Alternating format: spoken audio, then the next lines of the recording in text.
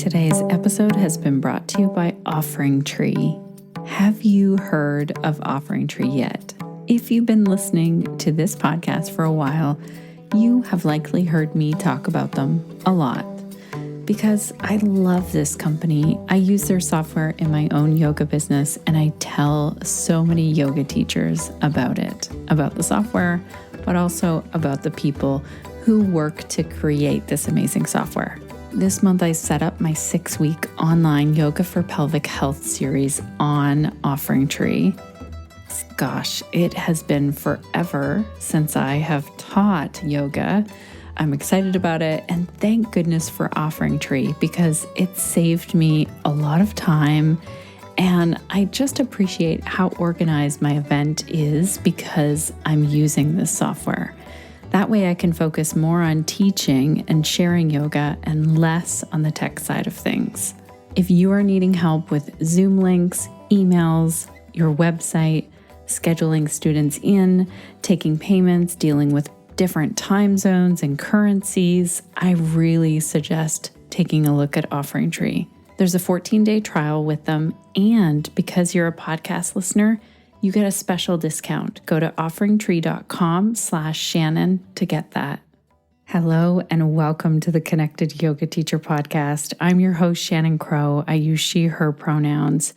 This podcast is being recorded on Anishinaabe, Odawa, and Mississauga land, which was named the Bruce Peninsula in Ontario, Canada at some point through colonization. And I've been learning a lot more about yoga and the land we live on and how all of that was changed through colonization and how that ties into social justice issues that are very current to us right now. And I've made a commitment to continue to learn. And if you'd like to learn with me and join me, I sometimes share on the podcast now things that I'm listening to or reading. So this week, I'm listening to an audiobook, but you can also get the book if you want to hold a physical book. I like that as well, or get it on your Kindle. It's called One Native Life by Richard Wagamese.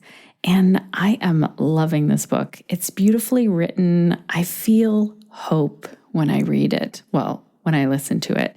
And it also feels like a cross between meditation and poetry, and then all at the same time while looking at the truth around how Indigenous people have been treated here in Canada. The author, Richard Wagamese, talks about community, he talks about neighbors and really listening to our neighbors and healing through story. I just started this book when I did a bit of research into the author, and the author is from Canada, has written many other books, so I got really excited. Oh, good, I'll be able to read more books by this author. And then I saw that he also sadly passed away in 2017 at the age of 61. Some of you have been telling me when you're joining me and listening to something or reading something, thank you so much. It's so fun to think that we have like a very relaxed book club going on here where there's no deadlines. Just join if you can. And I love also the suggestions that you're sending to me for other things to take a look at and read or listen to. Thank you so much for that. So if you're new here, you might not know that I'm also a mom of 3, a yoga teacher, podcaster, and founder of Pelvic Health Professionals. And this podcast was created for you so that each and every week you can be connected to information, inspiration, and the support that you need to run your yoga business. Because, oh my goodness, there is so much to think about. And today's podcast is one that is really going to support you for sure, especially right now in the time that we're living in. People are feeling the impact of living through a pandemic. We're still in it. Businesses, especially yoga businesses, have been feeling the financial impact and also the strain, the emotional impact of this. And mental health is more important than ever for us as yoga teachers, as well as our students. Now, before we dive into today's episode, I have a few announcements to share with you. First of all, I want to invite you, if it feels like a good fit, to attend my 6-week Yoga for Pelvic Health series. I am really excited about this. As I said, I haven't taught for a long time, and it's nice that we get to hang out no matter where you are in the world. So it's happening online via Zoom. We're going to start August 23rd. That's 2022. It's happening live on Tuesday mornings, but if you can't attend live, or let's say you're listening to this much later, further on down the road, I am going to record the replays and they will be available. Now, if you're a member of Pelvic Health Professionals, this is included in your membership. If you're not, you can still purchase it. The replays are going to live over in the membership at some point. And if you want to join Pelvic Health Professionals to get this 6-week series, along with every other thing in our library, you can head on over to pelvichealthprofessionals.com. And if you're not sure what Pelvic Health Professionals is, this is where we learn the most up-to-date information from worldwide pelvic health experts. So we hire the pelvic health experts, we take in-depth notes for you, and we answer the questions that our members have. And that continuously just keeps happening. Members have questions when we learn something, and we just keep hiring more experts. We have 2 live calls each month. So one is focused on growing and simplifying your business. We really focus in on how can we help you with your business. And then the other one is focused on all things pelvic health. And that brings me to my second announcement. So inside of Pelvic Health Professionals, where I said our calls that are focused on pelvic health, I wanted to tell you about the ones that we have coming up for this fall. In September, Jill Mueller is coming in to talk about endometriosis and pelvic health. In October, Dr. Sarah Reardon is going to be talking about pelvic floor hypertension. And then in November, Libby Hinesley, who we've had on the podcast, is going to be talking to our pelvic health professionals about hypermobility and how that impacts our pelvic health. So if you want to attend any of these calls or see any of the replays of any previous calls, head on over to pelvichealthprofessionals.com. You can cancel your membership anytime. So it's like Netflix, only better. It's made for you if you teach to people who have a pelvis. And lastly, the last announcement over here is that I want to make sure to tell you about 2 things that our guest today, Dr. Lauren Tober, is hosting. So one is the Mental Health and Yoga Summit. The reason why I want to tell you about this, and we'll link to it in the show notes, that's over at theconnectedyogateacher.com/285, or go to mentalhealthawareyoga.com/summit, because this is a free event to attend. And if you want to learn more about how to support yourself and your yoga students with mental health issues, with mental health support as a yoga teacher, make sure to check that out. And also, Dr. Lauren Tober has an amazing training, and I'll make sure that we also link to that in the show notes. Now let's get right into today's topic, because mental health is one that is important to all of us as humans, but also as yoga teachers. Nearly 1 in 5 U.S. adults live with a mental illness. Thank you so much. Shout out to Crunch, who helps us with our show notes. She's written this out that in 2020, there were 52.9 million people. And also, so it's 1 in 5, it says in the US, and 1 in 3 Canadians, about 9.1 million people in Canada, will be affected by a mental illness during their lifetime. Globally, there is an upward trend in the number of people living with and incapacitated by mental health conditions. And all of this points to the fact that we may at some point have students in our yoga classes with mental health conditions. So we might not know about it. Chances are we won't know about it. Students may also share that with us. And so how can we support those students? And beyond that, how can we make sure that we're practicing and teaching yoga ethically when people turn to yoga and come to your class to help with their mental health conditions? Because I have to be really honest, there are a lot of medical professionals that will tell someone, maybe you should try some yoga. Let's say someone's dealing with anxiety or depression. Then a medical professional might say, you know what, give yoga a try. That is why I am so excited that I got to ask some big questions to Dr. Lauren Tober on the podcast today to give us some insight for these questions. Dr. Lauren Tober is a clinical psychologist, yoga teacher, and certified iRest meditation teacher with a passion for health, healing, happiness, and awakening. She's the founder of Awake Psychology, an online Australia-wide psychology practice. And she teaches yoga teachers around the world about mental health with the Mental Health Aware training and, like I said, also the summit. Lauren has also created several acclaimed online courses, including meditation, pure and simple, living your heartfelt desires, and a daily dose of bliss. In our interview today, Lauren explains what is and isn't within our scope of practice as yoga teachers when it comes to mental health and other things as well. I think you're going to enjoy that part, and how we can support people with mental health conditions without overstepping that. We also talk about what we can do when someone cries in a yoga class, how to create a safe container in general, and that students may have mental health issues that we don't know about, and how yoga psychology and Western psychology fits into all of this.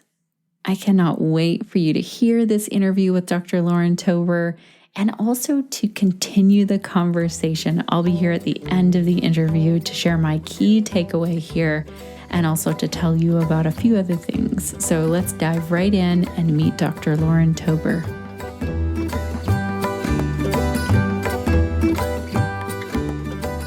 Welcome to the Connected Yoga Teacher Podcast, Lauren. It's so great to have you here today. Oh, thank you for having me here. What a delight. I am really excited that we get to talk about yoga and mental health. I also want to say that it's really fun to see you again after your summit that I got to be part of last year. But before we get into that, tell our listeners, what is the work that you do and who do you do it for? Sure. So I work as a clinical psychologist and a yoga teacher. And so I have a clinical practice here in Mullumbimby in Australia at the Centre for Mind Body Wellness.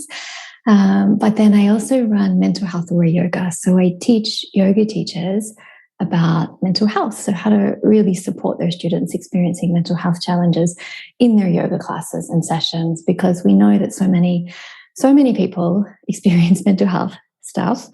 That's the clinical word stuff. And so many people are coming to yoga for support with their mental health challenges. So I feel that it's so important that yoga teachers, one, have an understanding of mental health, and two, know what they can do to support their students who are going through challenging times. So the first question that pops into mind when you say that is, how do we as yoga teachers know, okay, where does my work begin here, or what can I do? But also really looking after that scope of practice boundary. Like, how do we know how to support students and then when to refer them to a professional for mental health stuff? Mm-hmm. That's a really good technical word. Yeah. Well, that is a massive question. We could spend the whole podcast unpacking that.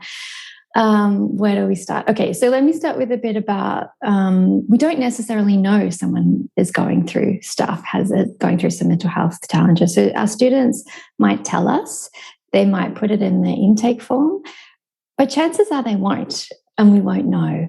But statistically, we know that a lot of people are going through mental health challenges. I think there was a survey done in Australia quite a few years ago by Stephen Penman, and he found that nearly 80% of yoga students report practicing yoga for the mental health benefits.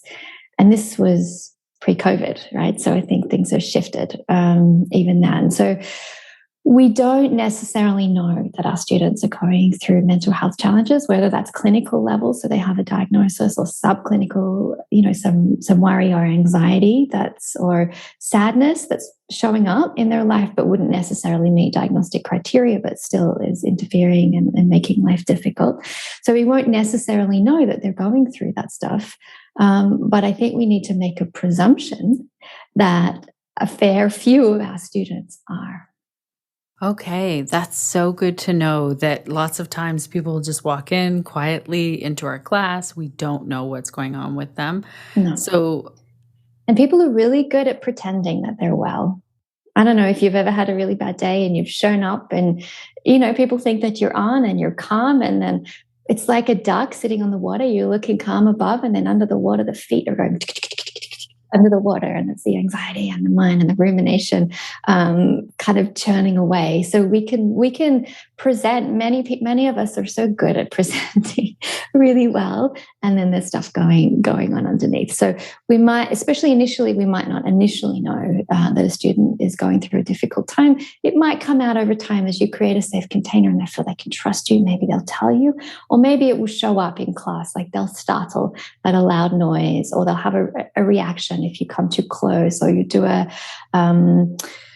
pranayama practice that gives them a panic attack, or they'll, feel overwhelmed in class. So there might be some indicators as you go along that something's going on, or they'll break down in tears in class. So, as you create a container that they feel safe for that stuff to start to come out, it might come out over the course of the class. Right. And then how do we, again, with that scope of practice, which I know we could talk the whole podcast, then what? Knowing that lots of our students are dealing with mental health challenges, we want to help them. 100%. That's why we're in this game, right? Yeah.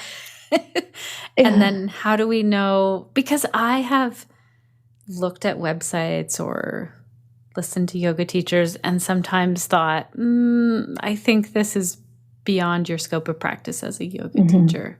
Yeah. Yeah. So I love that you brought this up right from the start. I think that's super important. So scope of practice, if for those listening in who haven't heard that term before, it's about staying within your area of expertise and experience. So, the scope of practice of a yoga teacher, unless you're otherwise qualified, is to teach yoga. To teach what the practices and what we know from yoga. And, some yoga teachers' scope of practice will be different from others, depending on the different trainings that we've had, the amount of experience that we've had as well. But you got to get really honest with yourself and ask, well, what am I trained to do? And what do I have experience in? So if you're trained as a yoga teacher, your scope of practice is to teach yoga. It is not to offer counseling, to offer massages, to diagnose anybody, to do some essential oils in class, to make comments about medication, to talk about injury recovery.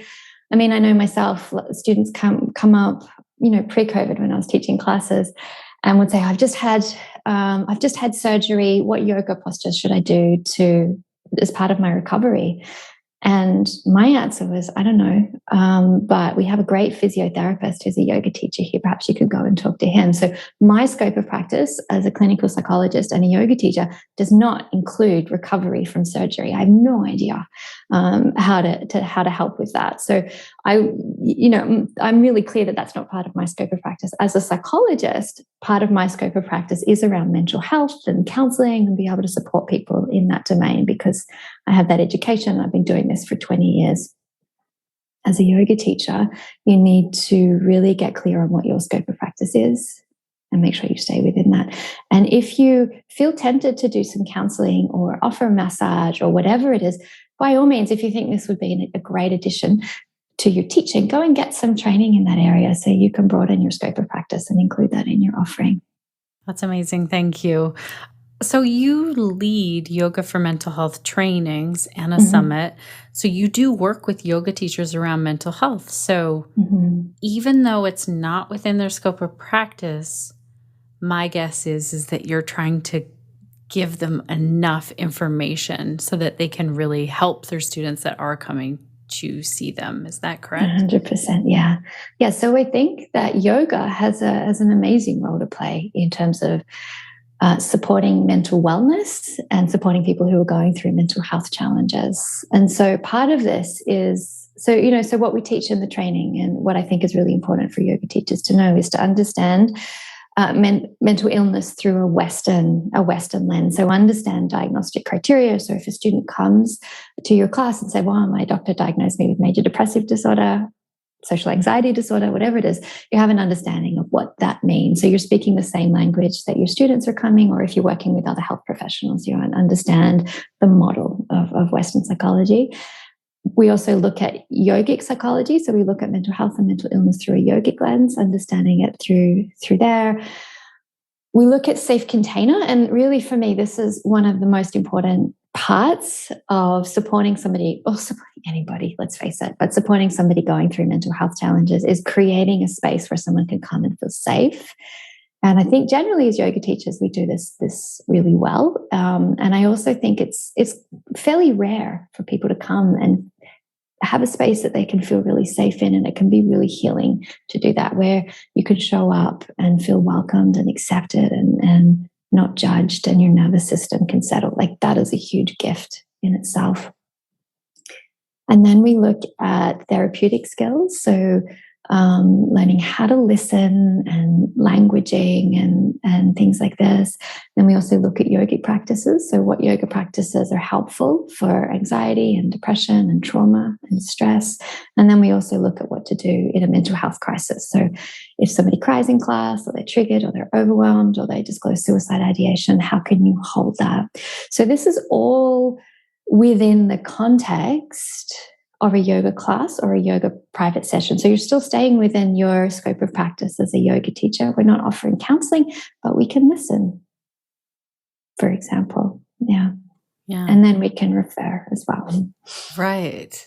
Okay, this is so great. I have a lot of questions now, but first of all, I want to touch on, because I feel like every yoga teacher at some point has someone break down and cry in their class. That's a common thing that we hear. I've been that student, and I've had teachers, I've been the teacher in that scenario as well. And I bet a lot of yoga teachers have been in that position too. Yeah. So what do we do in that moment as a yoga teacher? Yeah, not a lot, actually. We want to be, when someone cries around us, it can be really triggering.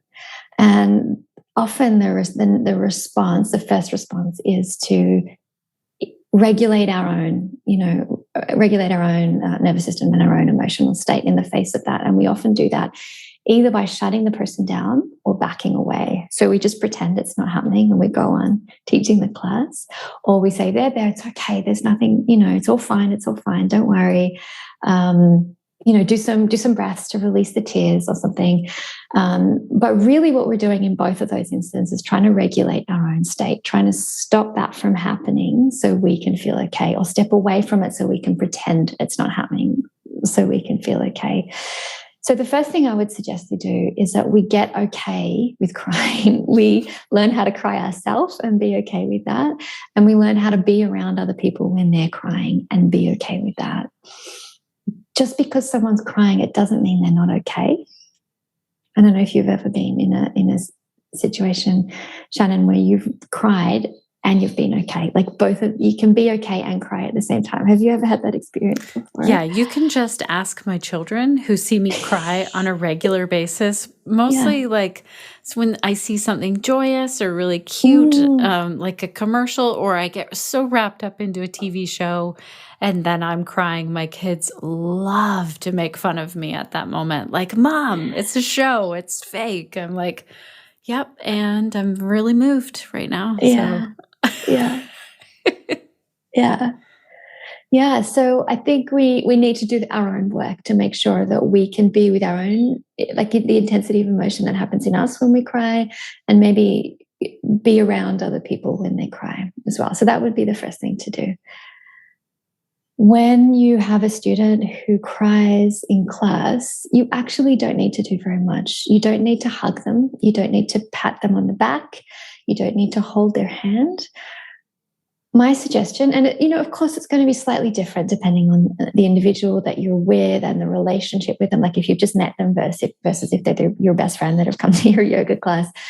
But to let that other person know that you've seen them in a really present and compassionate way, but that you don't go into fix-it mode. You don't have to fix it. You don't need to make it better. That person is crying, but they're probably okay. if they're not, like if they're really kind of hyperventilating in addition to the crying or fleeing the room, then you may step in and have a little bit more of a discussion with them and hold that space a little bit more for them. But just to let somebody know that you've seen them crying, let them know that you're there if they need you, but that you're not kind of imposing yourself on their experience. Because crying can be really cathartic, it can be really healing, it can be a really beautiful thing. And if you have someone to come in and shut that down, that can really interrupt that process. And it also communicates like that it's not okay. So if you try to shut someone's crying down, what really you're doing is saying it's not okay. Either usually it's I can't tolerate it, but also this is not okay for this space. You're not allowed to cry here, as opposed to crying is welcome. You do what you need to do, and you might be communicating that verbally, but more often than not, you're communicating that kind of in your eye contact and your body language, especially if you're teaching a class. I mean, it's different if you're doing a one-on-one session. Maybe you sit down together and just let the tears come. If it's in a group session, maybe you're going up to the student saying, I'm here if you need me. You do what you need to do. I'm here if you need me. And keeping a kind of a calm in yourself. So we know that there's this resonance between humans. So if somebody's crying or somebody's feeling really anxious, but you have a calm state within, and this is where we need to do have our own yoga practice, right? And have done our own work. If we can maintain a calmness within, that can be a little bit contagious. That can be really helpful for somebody who's feeling a little bit out of control, is being in the presence of someone who's calm, someone who's not shaken by them crying or shaken by them being anxious. It's all welcome. It's all fine. This is part of the experience of being human.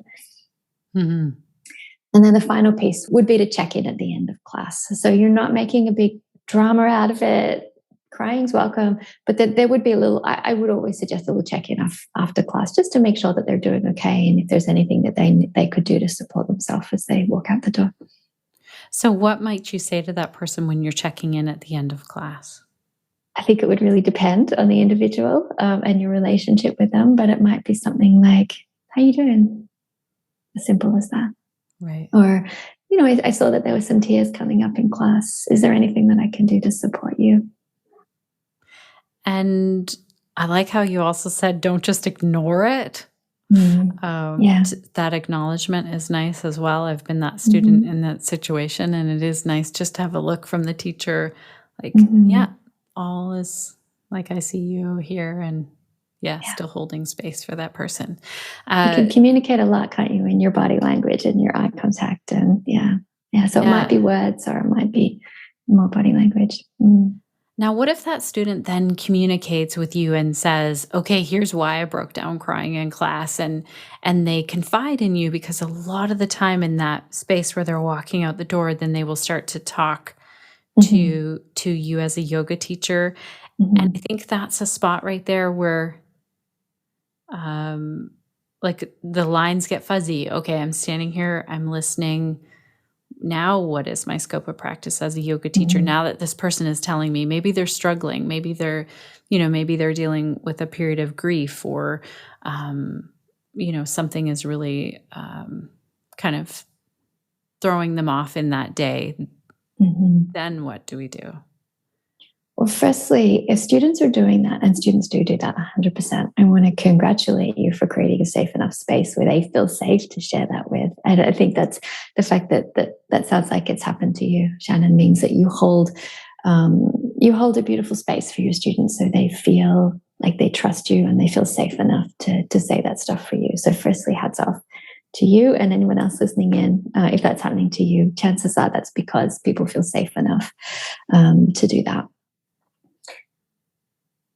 Here it comes back to scope of practice. If you're not trained as a counselor or a social worker or a psychologist, or you don't want to go into that counseling mode. However, we can be one human being present with another human being and listen. And we don't need to fix, we don't need to do anything about it, but we can listen and offer our presence. And we can say this little sentence that I use all the time, and I'm going to share it with you, and you might like to use it as well. And the sentence is, hand on the heart. That's the way I do it. Wow, that sounds really hard. And oftentimes that's all you need to say. There's nothing you need to do. You don't need to fix it. You don't need to share your experience with this. You don't need to recommend some kind of medication or essential oil or Reiki technique. Wow, that sounds really hard. We all have this desire to be seen and heard, and we don't need to be fixed. To be present with someone else, from one human being to another human being, and be really present is such a gift. Oh, that's good. That's really good. And Oh, yes. And I think it can be really helpful in your back pocket, or somewhere in the studio. Not literally your back pocket. I don't know. Many people have back pockets in their yoga mats. To have a list of people to refer to. So a doctor or a naturopath or psychologist, some health professionals in your local area that you know and you trust and that you could recommend. I think is a great kind of thing to have as a yoga teacher, because often as yoga teachers, we're kind of, in some ways, we're first-line mental health workers, because people will come to yoga, not everybody, of course, but people who are interested in yoga might come to yoga before they go and visit their doctor or before they go and visit their psychologist. In Australia, often the way that you see a psychologist is first you see a doctor and they do a referral, and then you go and see the psychologist. So it kind of happens in that order here. I'm sure it's different in different parts of the world. But for many people who are kind of into yoga and into more kind of alternative health stuff, will come to yoga before any of that stuff. So the yoga, so creating a safe container, holding a beautiful space, but also being a pathway to get more support. So if someone's really, my mum just died. My mum didn't just die, but if somebody comes and says to you that their mother just died, it might be listening. Wow, that sounds really hard. Hey, I know of a really great psychologist that I've heard has been really helpful. Would you like me to give you her details? For example. Yeah, so you're not forcing it, you're not trying to fix it, you're definitely not calling up and making the appointment or going with them to their first appointment. Right. I've had yoga teachers suggest that before. But you're offering it, and your student can take it or leave it. That's so good. It's bringing a memory back of working with a yoga student who was coming to prenatal yoga, was in her second pregnancy, had come in her first pregnancy, and was experiencing a lot of pain in her pregnancy. And came at the end of class, was talking to me, was very upset. And exactly that, from learning from physiotherapists, I said to her, are you seeing a physiotherapist? A pelvic health PT would be great. And also, just from what she was telling me, I said, do you have a counselor that you already see and trust? And she said, yes, I do. And that made all the difference. She came back the next week and was like, that's exactly what I needed. I think it's important that we know as yoga teachers, we're part of the team. Yes. But when we know that role, gosh, we can really help someone. Yeah. Yeah, I love that, because it's not we're just the yoga teacher. It's like we're part of the team, and what we have to offer within the scope of yoga is amazing. It's not like, oh, we can't do all that other stuff. We can only do this. It's like, no, this is awesome. And one of the real gifts of yoga is staying out of the story of it as well. So we can try to step into this counseling space.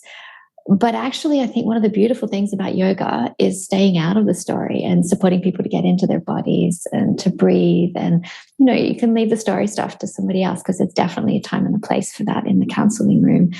But it's not like, oh, we can only do yoga or we can just do this. Like, this is such a gift to offer our students to share yoga. It's amazing. We had Nikki on the podcast talking about sexual trauma. Nikki is a survivor, and she was talking about how, yes, she had talk therapy, but going to yoga was the place where she felt like she really moved through some things on her own. So that teacher, Amazing. might not have even known what she was dealing with, and still it provided a really great place for her to work through things on her own. Yeah. Tell me about what you wish yoga teachers knew, like some of the do's or don'ts in terms of mental health challenges with our students? What kind of makes you cringe and you're like, oh gosh, why are yoga teachers saying that or doing that? Or what do you wish yoga teachers were doing more of? Okay, so the big one actually is around touch. And I feel like so many people are aware of this now that maybe it's time not to talk about it so much. But then I go back to a class and I get touched in a yoga class and I think, no, this is still going on. And so let me share an experience with you. I went to, it was a little while ago now. It was, I think, probably last year. I went to a Pilates class and it was taught by a yoga teacher. And it was the usual Pilates teacher wasn't there. He was sick or something. And so they had a standing teacher, and it was a guy, never met him before. We hop up on the reformer machines. I don't know if you've ever been up on a reformer, but you're kind of like balancing, and I don't know, I'm scared I'm going to fall off. It's kind of a vulnerable kind of place to be standing. And he comes up behind me and puts his hands all over my body. Like, he's doing it to everyone. It wasn't just to me. I wasn't like special, but he was putting his hands behind me over the backside of my body. Your face just dropped down, Shannon. I can see the look on your face. Yeah, it was not cool. And it didn't feel cool. I didn't know him. He had a kind of creepy vibe to him. I teach people about touch and consent, and still I found it very hard to say, please don't touch me. But I did. I said, please don't touch me.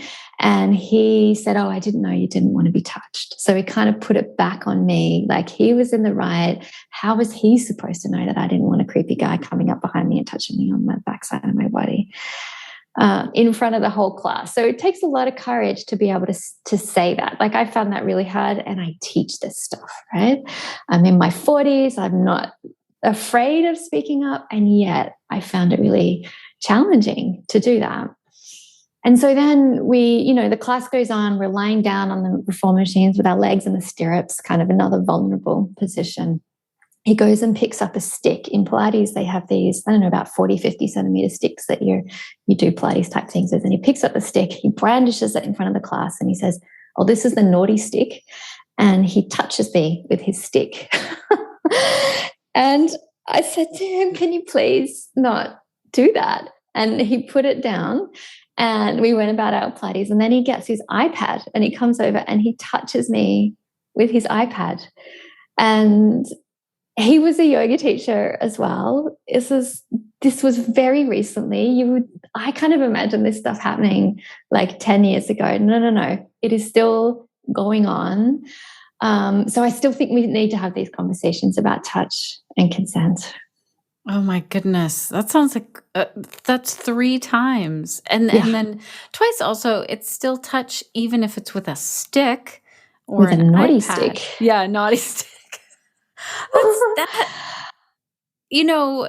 We're laughing about it right now.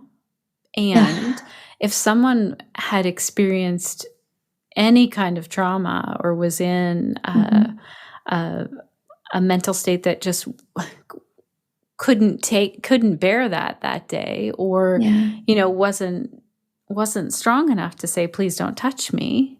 Yeah. And you already said how hard it was for you to do that. Like that can be so harmful. 100%. Yeah. Ugh. Yeah. Okay. So what are your thoughts on this? Are your thoughts like stop touching people at all? Or what about the flip cards? We've talked about this on the podcast of like touch with consent. What are your thoughts? Yeah, good question. It's interesting because I think there's a time and a place for touch. As a psychologist, I'm not allowed to touch people. So personally, I don't do it because I'm a psychologist. And even when I'm a yoga teacher, I'm still a psychologist. As a psychologist in Australia anyway, we have to get people to sign a form to say that we might touch them if that's going to happen. So, I mean, I could do that, but I don't. However, I do think there's a time and a place for no touch at all. And I also think there's a time and a place for offering touch. So I know, in the trauma sensitive yoga lineage, it's kind of a no touch. And in some other, like I think in like Satyananda and Shivananda and those kind of practices, there's like a no touch. Not that went really well off the yoga mat, but that's maybe another story. But then there's other lineages like Ashtanga yoga and some other things where they do offer touch. So I think firstly, you want to get clear on if you want to offer touch or not. And if you do, really get clear on why you want to offer it. Is it because you're the teacher and you know better than your student? That's probably not the best reason to do that. Is it expedience? Like it's just quicker to move somebody's knee than it is to take a moment, to take a beat, to talk to them about their knee and where they might place it, for example. And expedience is not a great reason either. But there might be something, that you might feel that it's helpful to touch your students. Get clear on if you want to offer it, and then be predictable. So you don't want to never touch your students and then one day just start touching them, because your students, predictability is an important part of creating a safe container. If you do choose to touch your students and you have really good reason, remember that there's other ways to offer assist as well. So we can demonstrate, we can verbally offer assist, and then we can offer hands-on assists as well. So there's kind of 3 different ways we can offer adjustments or assist: by demonstrating, verbally, and hands-on assists. And you might want to use the demonstrating and the verbal a little bit more as well. Like that's maybe where you start, and then maybe you go to offering a hands-on assist. If you do offer a hands-on assist, please, please, please, please, please ask. Consent is so important. You can do this verbally. You can do this using consent tokens. We have consent tokens available on our website. One side says yes, one side says no, so people can opt in or opt out. If you do use consent tokens, or if you make cards or whatever you do, I always suggest putting all the tokens or the cards on people's mat with the no side facing up, so people have to opt in rather than opt out. So the default is no. And if people want it, then they choose yes, rather than it be the other way around. That you always ask in a way where people can say no. Not, you can offer it in a way where people feel a bit bad if they say no. You need to offer it as 2 very equal options, yes or no. You don't mind which one they choose. In fact, you encourage them to tune into what they need in that moment, and you will honor that. People tell me, a lot of yoga students tell me that they love receiving touch from their teachers. So I know that to be true. What I also know to be true is that having conversations about consent and touch is really powerful. So there's something about having those conversations, having the consent tokens, or talking to somebody about these issues about consent and touch, even if it's in a really kind of gentle way that doesn't take up a lot of time in your class, can be really empowering. By definition, going through trauma means that your choice was taken away from you. Something happened that you couldn't prevent, that you couldn't stop. That's what makes it traumatic. Also, oftentimes when we're feeling depressed or anxious, we feel like we don't have choices. Like, my life is just like this, and it's shit, and it's never going to get any better, and there's nothing I can do to change it. Like this often can be some of the kind of ruminative thought patterns that go on in our head. So by having options for choice in a class, whether it's through touch or offering different choices of variations of poses or different postures, can be really empowering to choose something. To first ask yourself, well, what do I want? Whether it's a variation of a pose or touch. Second, to be able to communicate it, whether that's verbally or using a consent token. And thirdly, to have somebody respect that. It sounds like a small thing, but that can be huge. And it doesn't happen a lot in the world, unfortunately. My example with that guy, I knew what I needed. I communicated it to him really clearly. The whole class heard. He didn't listen. He didn't honor that. And that, unfortunately, is a common experience. Yeah. Oh my gosh. Thank you so much for all of that. That's so helpful. Connected yoga teachers, my next question here to Lauren is one that made her want to swear. So I wanted to pop in here really quick to say, if you have sensitive ears or if anyone around you does, here's a short warning. And also, I want to note that we have bleeped many swear words out over the years, because I know that many of you listen with small kids, and that's the way I put the podcast together at the beginning. And I just wanted to reach out and say, what are your thoughts? Should we let all the swears in soon, or should we continue to bleep them out or give you a warning? Today's is just a warning. And I've told many of you on the podcast in the past, or if you've met me in person, you'll know that I really do love swearing sometimes. And I try hard not to put it on the podcast because I say that I've corrupted my own children with swearing, and I don't want to corrupt other people's children. Although I will tell you, because I have sworn a lot, I think my kids swear less. Because, you don't want to do the same things that your parents do, because that's not cool. Also, before we get into the question that made Lauren curse, I want to give a shout out to our sponsor, OfferingTree, because I'm here chatting with you anyway, popping in. So let's thank OfferingTree for making today's podcast possible. Anyone who has ever worked on a podcast knows that hours go into each and every episode. So we are grateful to OfferingTree because of their support. You get free access to this podcast. And I'm also thankful that they're supporting yoga teachers with their amazing online software. I use it. I love it. Just this month, I put my Yoga for Pelvic Health 6-week series online with my OfferingTree site. And two things really came to mind of, wow, this saved me time. It saved me headaches. Oh my gosh, I just want to tell every yoga teacher about this. So the first one is that I do not have to worry about forgetting details.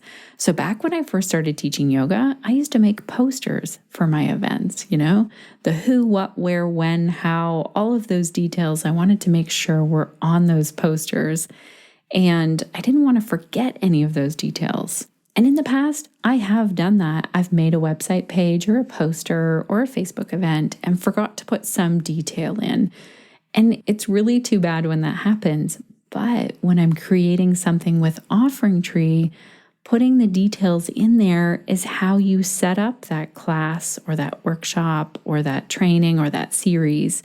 And they have the details on there that I might forget.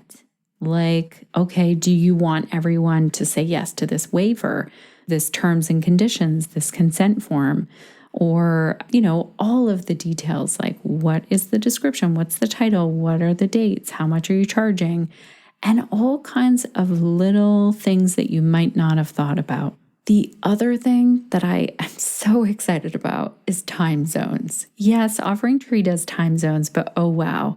I was just about to choose 3 time zones. I was thinking I'll choose my own time zone. I might choose like Pacific time and also over in London in the UK. That's another good one, like a main one to highlight on that website page. But then I realized I don't need to. I can simply embed my OfferingTree schedule and the time zones will show up for each person that visits my website, depending on where they are in the world. So let's say someone lives in Australia. I don't have to do all the calculating or put a link on there, and they don't have to do it either. It will just show up in their time zones. And that is huge because that's the first thing that someone will look at. Oh, what time is it at? And we've talked about on the podcast before, we want to be inclusive. And when I put my time zone on there and I make everyone else do the work, that's not as inclusive. So I don't have to type them all out. That means less room for mistakes around time zone math. So if you are wanting to create a yoga offering or get it online and you're putting it all together and you want to save time and tech frustrations, check out OfferingTree. Go to offeringtree.com/Shannon and we have a special discount there for you. Now let's get back to our interview with Dr. Lauren Tober so you can hear the question that made her swear. The last thing I kind of want to touch on is how can we as yoga teachers, how do I word this? Okay, so what I've seen happen is either this idea that if we do enough yoga, we won't need any mental health support, meaning therapy or medication. And I want you to touch on this. We let us swear on this podcast. Yeah. Let me just call bullshit on that right up. Yeah. Yeah. So, I mean, I really believe that yoga is amazing for mental health, 100%. I think it can be great to keep us well, to keep us mentally healthy. So that kind of preventative stuff. And it can also help when we're going through dark times. But I do not believe that there is one thing in the world that's the fix for everything, including yoga. And so yoga, for some people, might be all they need to do. Amazing. Great. And maybe for, listening in, maybe that's all you've needed to do, and great. But that's not true for everybody. Some people will not be able to get to your yoga class if they haven't taken their antidepressant medication. They will not be able to get out of bed. Yoga doesn't get into the talk therapy stuff, and talking is not for everybody, just like yoga is not for everybody. But I really believe that talk therapy can have a really profound impact and can be really helpful. So I like to think for some people, yoga is enough, and that's usually the mild end, right? But it often is best as an adjunct therapy. So alongside counseling, or alongside antidepressant medication, or alongside naturopathy, or an Ayurvedic practitioner, or whatever it is that it can be used in conjunction with. But I cringe at the idea of students being told by their teachers, like you said, that if you do enough yoga, you'll be fine. And so how does that make you feel? Like, oh, I'm not doing enough yoga. I'm not good enough at yoga. I'm just shit at this. I must be shit at everything. And then blah, the mind goes off on that path, and you fail, and then you drop out of yoga. You never go back, and you feel terrible. Ooh. But these are the kind of spirals that our mind often goes in at the best of times, but particularly when we're not feeling great. Yeah. And I also want to call attention to one thing that I saw happen as part of a yoga teacher training. Someone who was enrolled in that teacher training went off of their medication because of a comment that was made by some of the teachers. And I saw the effect of that. It was really dangerous. It was really harmful to that student. And somewhere they got the message that that medication wasn't needed if you were doing yoga, and that's not true. No, not true. No. It may happen that as you do more yoga, you're feeling better, and you may feel to come off medication. For sure, that can happen. But as a yoga teacher, please don't give any advice about medication. If somebody has started to take medication, particularly if they're doing yoga and they're more interested in kind of alternative stuff, there's a fair chance that they've put a lot of thought into that, and people really listen to their yoga teachers and really take what they say with weight.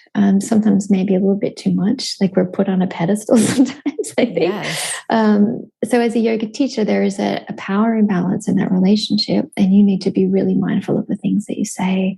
So if somebody tells you they're taking medication, please don't tell them not to take it. Say, wow, maybe you ask, like, how's it going? Or, thank you for telling me. And if somebody asks you, should I stop taking medication? My suggestion would be, that would be a great conversation to have with your psychologist or your doctor or your psychiatrist. Yeah.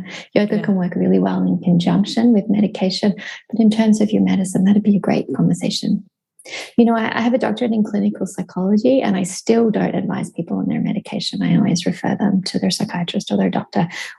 We do have conversations about it. Is it helpful? What are the side effects? We will explore it because of my role as a psychologist. But even still, I do not give advice about medication. So as a yoga teacher, I would 100%, please don't give advice about medication. And please don't make your students feel like they're doing something wrong if they need it, because they might not be able to get to your class if they haven't taken their medication, or if they start to come off it prematurely. And then they won't get the benefits of yoga either if they stop. This is really helpful to know as well, that you even don't, talk about what medication to take or not take in your role. This is so helpful.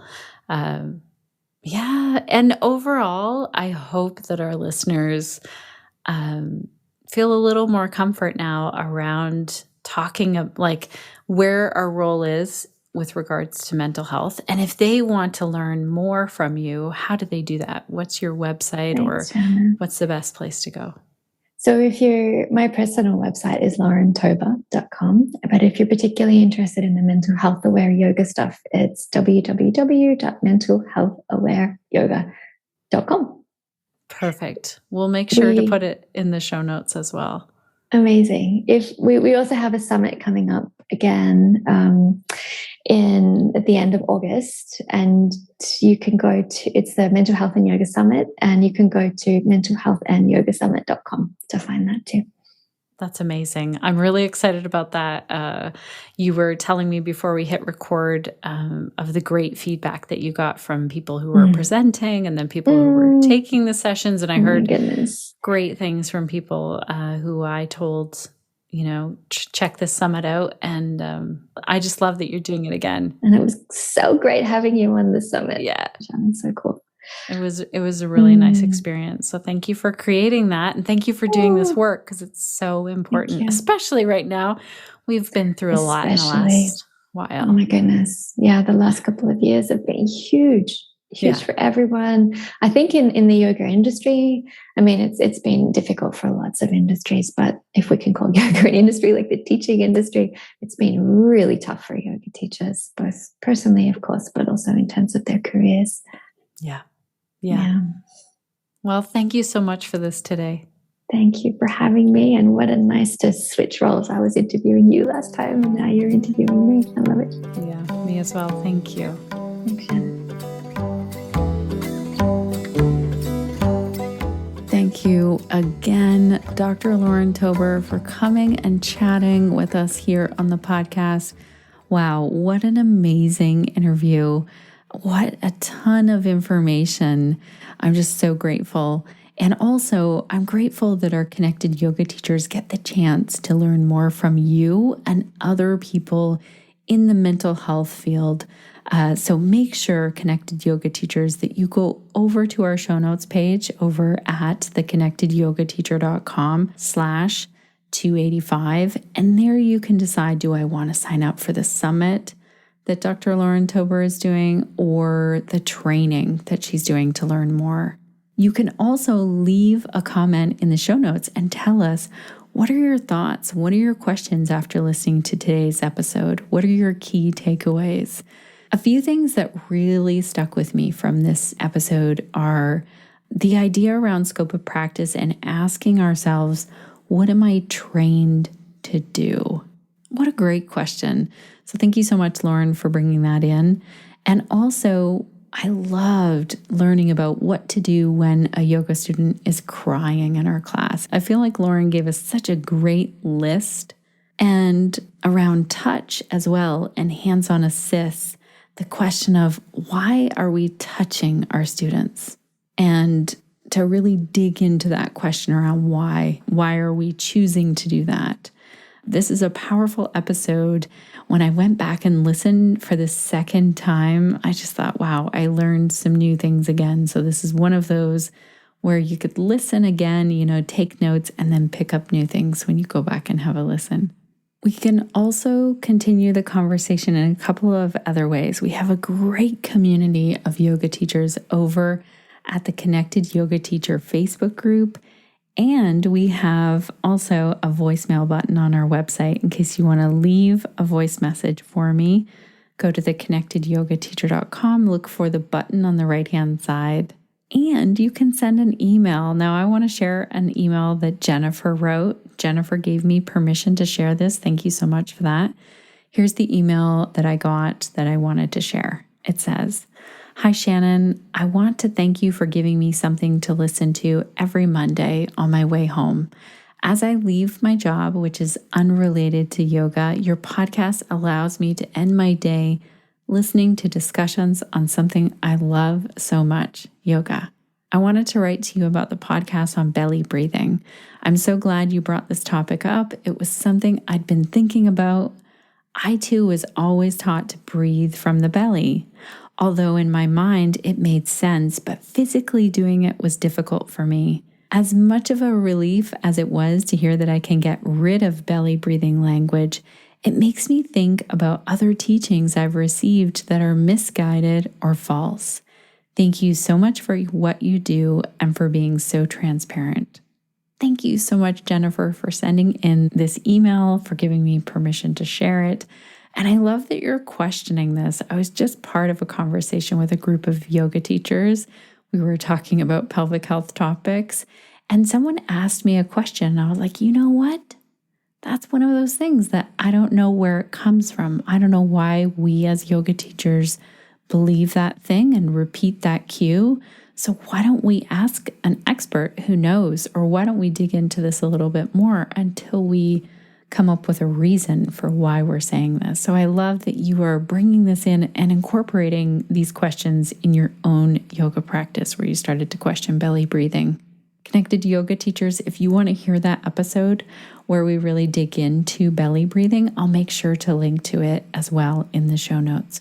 So this is a wrap for today's episode. Thank you for listening all the way to the end.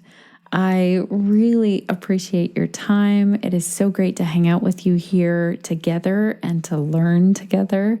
If you do want to hang out in person, you can find me over at pelvichealthprofessionals.com. Like I said, I'm in there for 2 live calls a month, as well as the Yoga for Pelvic Health series that is starting so soon. You know what? I want to be honest. We're here together at the end of the episode. That means that you're a true podcast fan if you're still here. I'm a little bit nervous about teaching. I haven't taught for a while. And also, it was so interesting because I work with so many yoga teachers who teach online. I work online so much. I did even before the pandemic. And the first thing that started to kick in is like wondering about, I wonder if I have the right tech. I wonder if I have the right microphone. I wonder if I have enough space at my computer for the videos. And I need to make some more space on there. So it's so interesting because I have seen this happen with other yoga teachers, where the moment they start to feel like a little hesitation around teaching, going back to teaching or teaching online, their mind jumps to the tech side of things. So if that's happened to you this week, you are not alone. And we're going to get through it together. Also, next week on the podcast, we are going to be talking about if you want to travel and teach yoga. And then the following week, we're going to be talking about what about insurance for if you're teaching and you're traveling, or if you're teaching to students who are not within your country, online or in person. So this is a topic that many of you have asked about over the years, and I'm so excited that we finally have an episode. There's 2 episodes. So there's one about traveling and teaching and yoga around the world. Really excited about that. And then the next episode, we'll get into the insurance side of things. And we have 2 insurance companies, one from the US and one from Canada, because I thought that way we can compare what it's like. And it was really cool to hear them also answer the question. Sometimes it's exactly the same and sometimes it's a little bit different. So make sure you're subscribed to the podcast if you're not already. That way you don't miss when that episode drops on Mondays. And the way that happens, friends, is the amazing team over here makes that happen. It's like magic when it shows up in your feed, and it's from a ton of work that Suzanne, Crunch, and Sinead do each and every week here behind the scenes. So I am grateful to them, and a shout out of thank you to them as well. Alrighty, as we wrap up here today, I would love to know, what will you be doing this week to stay connected to yourself, your yoga practice, and to your community so that you can share the yoga that lights you up?